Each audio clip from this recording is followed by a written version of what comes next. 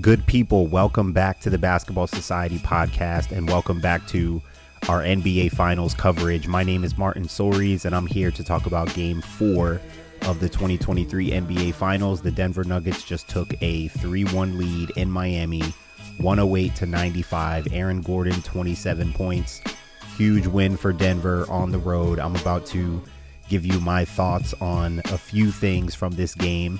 Again, I hope you've been enjoying the coverage from the NBA Finals, and wherever you're listening from, make sure that you subscribe to the podcast. If you're on Apple Podcasts, please, if you enjoy the content, if you've been listening, if you're a basketball fan and junkie like I am, do me a favor, subscribe to the show and also go down and leave a rating and review of the show and stay tapped in for more episodes. And also be aware that all of these episodes are available on YouTube, on the Basketball Society YouTube channel, and you can engage with me on there. Leave comments on the videos. That's where you can actually talk with me, give me your thoughts, and we can talk a little bit more on there. So check out the YouTube channel. There are more episodes on video, interviews, and other content that you can check out on the channel as well. So stay tapped in, and I hope to continue to tap in with you guys even after the NBA Finals, because I have a lot more stuff in store for the show even after the finals are over. You know, basketball is a game of size and skill. For Aaron Gordon, it's all about size and skill. And I've said this about Jokic and about Denver. I feel like Jokic makes these guys better basketball players. When your best player passes the way he does, when he's such a willing and gifted passer, when you're practicing with him and playing pickup and going through, sets are obviously going through him. You want to get him the ball in spots because he's going to make certain reads and passes that get other people great shots.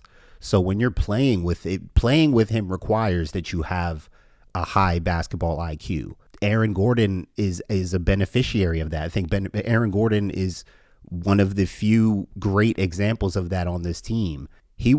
Aaron Gordon was a top 5 draft pick in 2014, which was the same draft that Jokic was in, and Jokic was drafted late second round to Denver.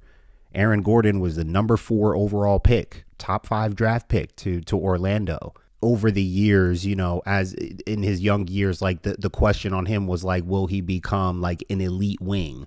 Does he have that capability? And he would show flashes of maybe becoming not just a great dunker that we want to see in the dunk contest and not just a great athlete, but possibly an elite wing. Good for Aaron Gordon because when you have a player who at one point was elite or was on the cusp of elite or people thought could be elite, and I'm sure I'm not too familiar with how Aaron Gordon was in high school, but I'm sure he was a maniac and he was probably the best player in his state or city or whatever. I know he was at Arizona. He was a top 5 pick. So I know he was a serious prospect.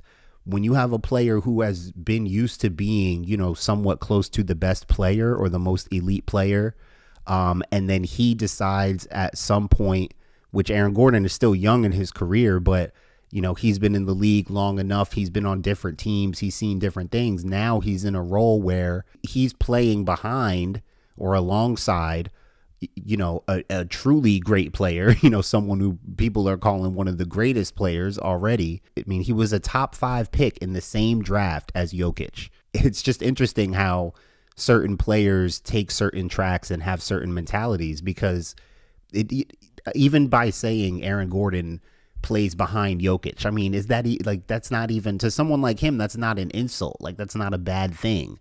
Especially now, I mean, look at where he is now. He's one win away from being a key piece on a championship team. Like, their starting 5 unit has just been so good. Bruce Brown came off the bench and went crazy tonight, right? At 21. I mean, late in the game, he just started wilding on them for no reason, like just bugging out.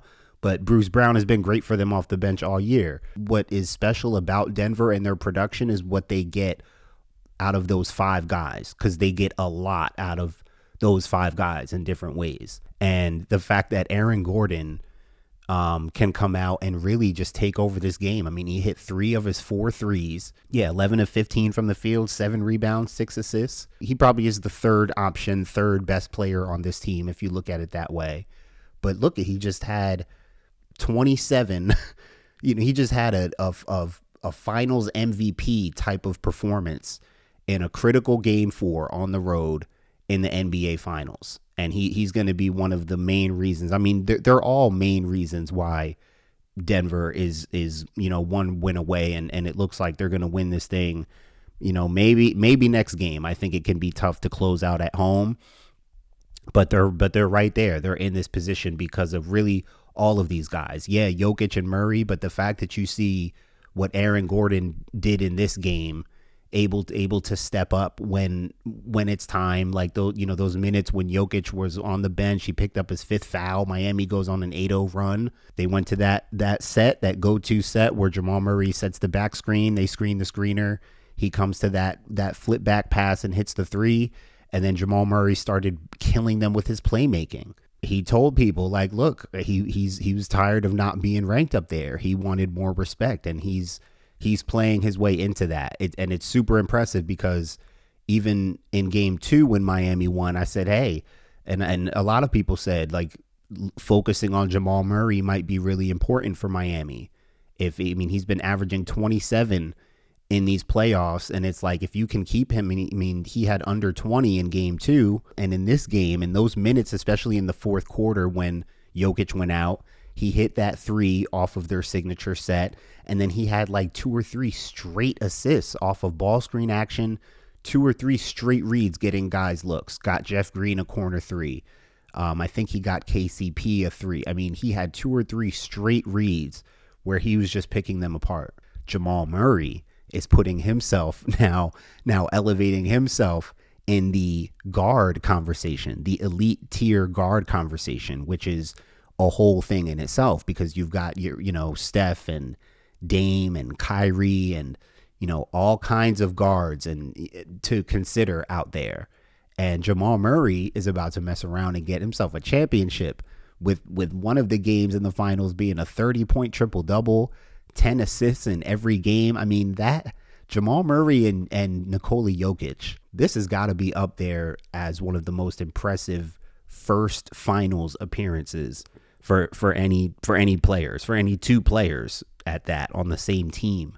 Mike Malone, the Nuggets coach, he's been stressing defense with them.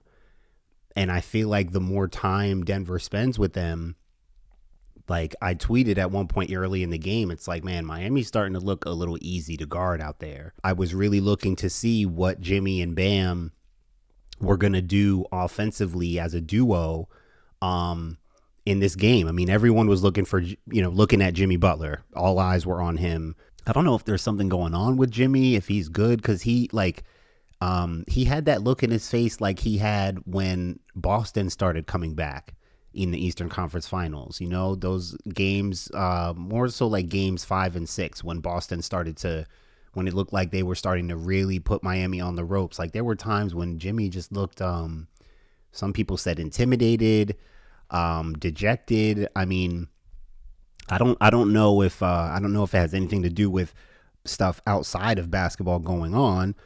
Sometimes it can be the basketball itself. Sometimes you just don't feel very creative. You're just not in it, and you're playing hard.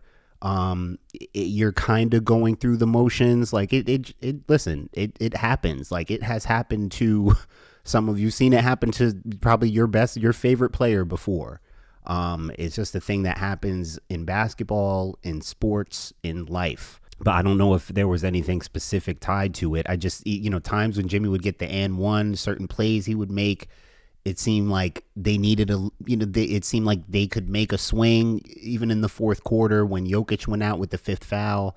Miami goes on the 8-0 run. That's when Jimmy had one of those and ones. And like, not that he's always super animated and screaming and stuff, but I mean, just not much like energy coming from him in this game. So that's why I hope everything is straight with him. I don't know. He just didn't seem super confident. I guess that's what it was. And look, he got 25, 7-7, I think he finished with, I think across the board. That's a good game. And I had said that I felt like Jimmy, this needed to be a game where he probably needed to go for a 40 ball, like a ballistic take over the game type of performance. I felt like Miami was going to need that from him probably in this game in terms of his offensive bag or how he goes to, I mean, all Jimmy was doing in this game was posting up if he wasn't, coming off a ball screen. And, and it's fine, certain players get their points in bunches, on easy buckets. That's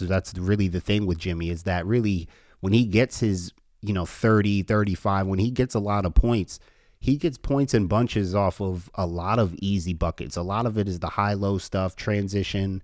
He'll get himself to the free throw line. Again, he'll kind of just post you up, back you down, do the turnaround off the glass. I mean, most of his points are just simple, easy stuff. It's when he has to get creative and really create something out of nothing where Jimmy starts to look a little bit limited. Jimmy and Bam, I mean, look, they're really good players. They're great players. I wouldn't anticipate them going for 30-point triple doubles in a game. You know what I mean? Like they're not those kind of players. And even when you look at it that way, stylistically, this is an offensive, especially the way the league is now. But this is an offensive game. Denver's 2 stars are offensive players. Miami's 2 stars are best known for their defensive abilities. And that's really commendable. And it's very useful for winning games, for your mentality, for your culture, for your best players to be known for locking in on defense. That's a great thing. They're both great two-way players, but they happen to be great defensive players that have gotten better offensively, that happen to be able to score. 2 key possessions in the fourth quarter, 2 straight possessions. We saw Jimmy Butler go to a post up, just a little baby kind of bunny hook right in the paint, dropped it short.